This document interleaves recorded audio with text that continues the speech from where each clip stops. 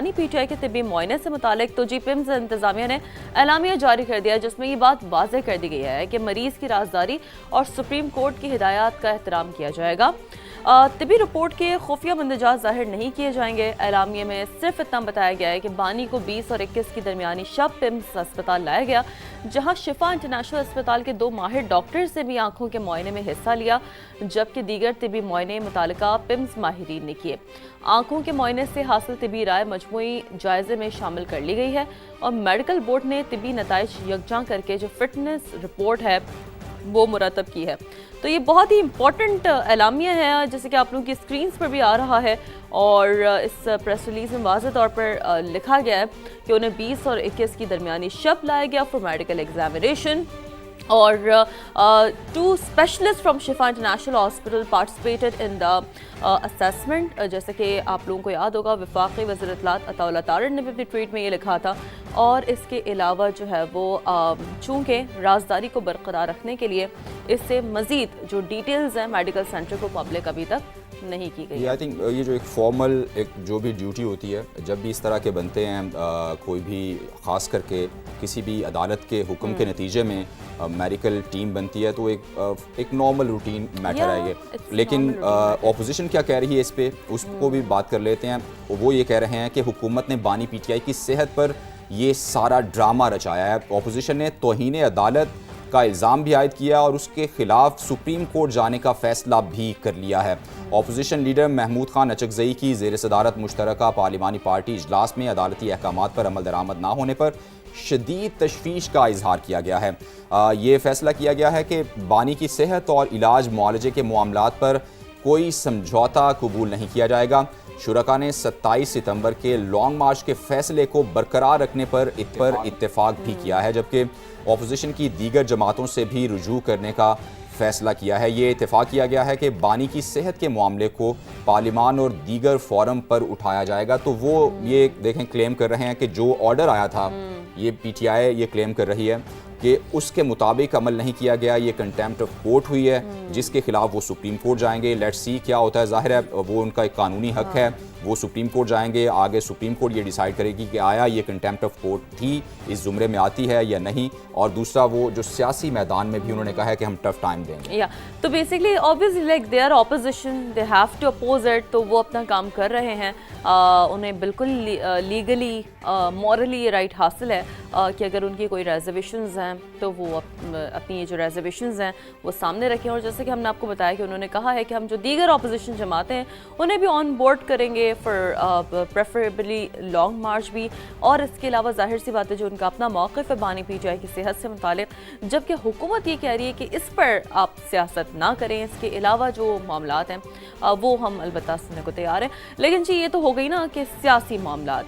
लेकिन पेट्रोलियम मसनूआत की अगर हम बात करें थोड़ा सा आगे बढ़ते हुए, तो जी कीमतों में एक बार फिर इजाफा हो गया। हुकूमत ने पेट्रोल हाई स्पीड डीजल महंगा कर दिया है। पेट्रोल की कीमत में 3 रुपये 81 पैसे और हाई स्पीड डीजल की कीमत में 3 रुपये 59 पैसे फ़ी लीटर इजाफा कर दिया गया है। और नई कीमतों का इतलाक 22 से 24 अगस्त तक होगा, यानी कि अब तो 22 से 24 अगस्त, यानी कि अब तो यौमिया तयन भी अब आप छोड़ दें, यानी कि उन्होंने स्ट्रेट फॉर दीज 3 डेज़ उन्होंने कह दिया है कि आपके पास ना ये कीमतें। मुझे लगता है शुक्र ही करना चाहिए, वरना देखें कल फिर बढ़ जाना था। अभी चलो 2 दिन के लिए उन्होंने कह दिया कि 2-3 दिन के लिए यही रहेगा, ये भी शुक्र का मकाम ही है जो सूरत हाल हो रही है। तो कीमतों में यौमिया बुनियाद पर चूँकि रद्दोबदल करते हुए पेट्रोल और हाई स्पीड डीजल की कीमतों में इजाफा किया जा रहा है। पेट्रोल की कीमत में 3 रुपये 81 पैसे फ़ी लीटर इजाफा किया गया है, जिसके बाद पेट्रोल की नई कीमत 341 रुपये 59 लीटर मुकर्रर कर दी गई है। और हाई स्पीड डीजल की बात करें तो 3 रुपये 59 पैसे फ़ी लीटर महंगा किया गया है, जिसके बाद डीजल की नई कीमत 368 रुपये 29 पैसे फ़ी लीटर हो गई है।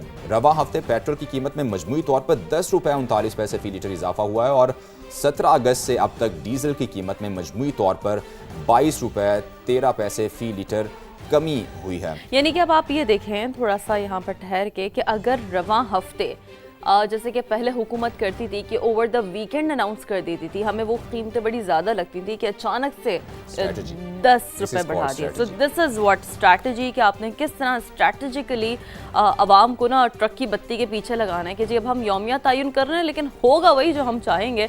कि मतलब कहते हैं ना कान यहाँ से पकड़ें यहाँ से पकड़ें, बात तो एक ही है। सो दिस इज़ व्हाट के लोगों ने तो अपनों पे, अवाम ने तो ये ट्रस्ट किया था कि चले शुक्र है यौमिया बेसिस पे जो तयन होगा। अवल तो खैर अवाम ने इस पर भी कोई अपनी सेटिस्फेक्शन का इजहार नहीं किया, because they knew what government gonna do this, right. लेकिन एटलीस्ट ये क्वेश्चन कुछ हद तक सेफ था कि जो यौमिया बेसिस पर तयन होगा उस पर कीमतें फिर गिरेंगी भी ऐसे, लेकिन कीमतें कितनी कम होती हैं उस पर, 2 पैसे, 3 पैसे, 4 पैसे। आई मीन आप लोग ये देखें कि मतलब पेट्रोलियम मसनूआत की कीमतें जब बढ़ती हैं, अब तो कहते हैं ना कि अवाम कह कर थक गए हैं कि जी हम पर आप कर क्या रहे हैं। अब हुक्मरान हर रात जो अवाम पर पेट्रोल बम बरसाते हैं, हुकूमत सुन ले कि पेट्रोलियम लेवी ख़त्म ना की तो अवामी रेला कोई नहीं रोक सकेगा। ये कौन कह रहा है जी?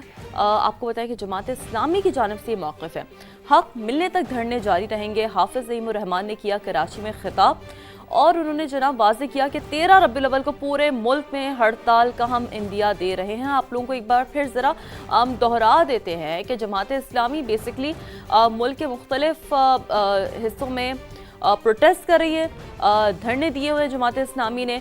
उनका ये मौक़िफ़ है कि 225 रुपये पेट्रोल फ़ी लीटर किया जाए। क्या कहना था अमीर जमात इस्लामी हाफिज़ ज़हीमुर रहमान का, आपको सुनाते हैं। जमात इस्लामी मुसलसल एहतजाज कर रही है और मुसलसल गवर्नमेंट को ये कह रहे हैं कि पेट्रोलियम मसनूआत की कीमतें कम की जाएं, लेकिन हो कुछ नहीं रहा। खैर आगे बढ़ते हैं। पिछले दिनों आपको याद होगा सोमालिया में सोमालिया के करीब जो बहरी कज़ाकों के हाथों ऑयल टैंकर में पाकिस्तानी काफ़ी अगवा हो गए थे। इस वाक़े को 4 माह गुजर चुके हैं और यगमाल पाकिस्तानियों के अहले खाना प्यारों की रिहाई के अभी तक मुंतज़िर हैं। जहाज़ में 17 रुकनी अमले में 10 पाकिस्तानी शहरी शामिल हैं, जिनका ताल्लुक़ कराची समेत मुख्तलिफ इलाकों से है, जबकि कराची से ताल्लुक़ रखने वाले सैयद हुसैन यूसुफ, काशिफ उमर, यासिर खान और अमीन बिन शम्स यगमालियों में शामिल हैं। तो ये अभी तक 4 माह गुजरने के बाद सोचें उनके घर वालों पर क्या गुजर रही होगी। और देखिए ना, अमले को खुराक, साफ पानी और अद्वियात की कमी का भी सामना है। यगमाली मुतादिद बार वीडियोज़ के ज़रिए बीमारी और जो कसम पुरसी की हालत में फौरी रिहाई की अपील भी कर चुके हैं। सेकंड इंजीनियर यूसुफ हुसैन के अहले खाना ने हुकूमत से हंगामी बुनियादों पर इक़दाम करने की अपील की है कि खुदारा हमारे जो हमारे प्यारे हैं उनकी रिहाई के वो मुंतज़िर हैं। तो क्या कहना था उनका, अपील में आपको सुनवाते हैं। पूरे 4 महीने गुजर गए, तकरीबन कोई 15-20 दिन पहले हमसे बात कराई गई थी, तो उसमें उन लोगों की कंडीशन सही नहीं है।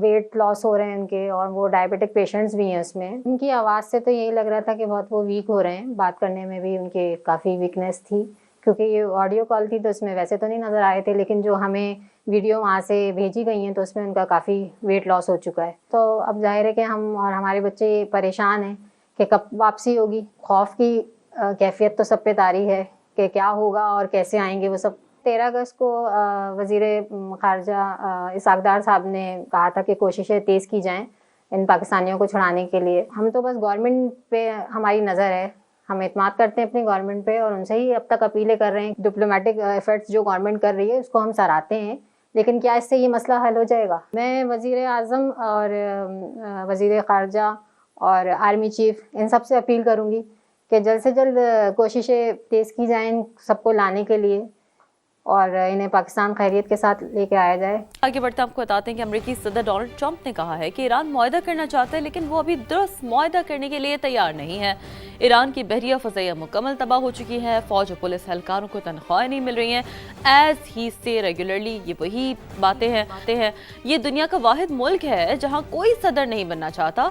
आबना हुर्मत से मुतालिक पूरे खित्ते पर हमारा मुकम्मल कंट्रोल है और इसमें अंदरून मुल्क ज़मीनी इलाके भी शामिल हैं। तनाज़ा ख़त्म होने के बाद तेल की कीमतें कम हो जाएंगी। अमेरिकी सदर डोनाल्ड ट्रंप ने ऐसा कहा है कि ईरान मुआहदा करना चाहता है, लेकिन जिन